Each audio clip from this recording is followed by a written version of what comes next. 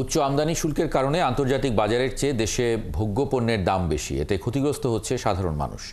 দুপুরে রাজধানীতে রাজস্ব ভবনে এনবিআর আয়োজিত প্রাক বাজেট আলোচনায় এমন তথ্য তুলে ধরেন অর্থনীতিবিদরা।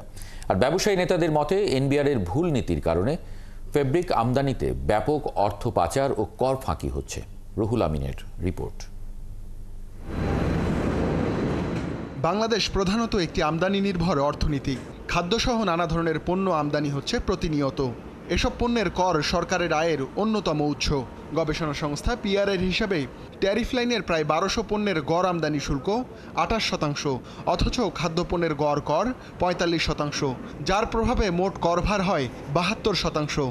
ভোগ্য পণ্যের উপরে আপনার যে শুল্ক আছে তাতে ভোগ্য পণ্যের বাংলাদেশে দাম অনেক আন্তর্জাতিক তুলনায় আন্তর্জাতিক দামের তুলনায় অনেক বেশি। তো আমাদের সাধারণ ভোক্তারা আন্তর্জাতিক দামের চেয়ে অনেক বেশি দামে ভোগ্য পণ্য কিনে থাকে। আলোচনায় সুতাকল মালিকরা অভিযোগ করেন, আন্তর্জাতিক বাজারে ১ কেজি ফ্যাব্রিকের দাম $৮ থেকে $10, কিন্তু এনবিআর ট্যারিফ নির্ধারণ করেছে মাত্র $3, অথচ এই দাম সুতার দামের কাছাকাছি। এনবিআরের এমন নীতির কারণে অসাধু ব্যবসায়ীরা সুবিধা পাচ্ছেন বলে অভিযোগ করেন তারা। 1 কেজি সুতার দাম $2.90, সেখানে কাপড় আসতেছে $2.60, যেটা আমরা মনে করি এটা মানি লন্ডারিং এবং বাংলাদেশ আমরা রেভিনিউ হারাচ্ছি।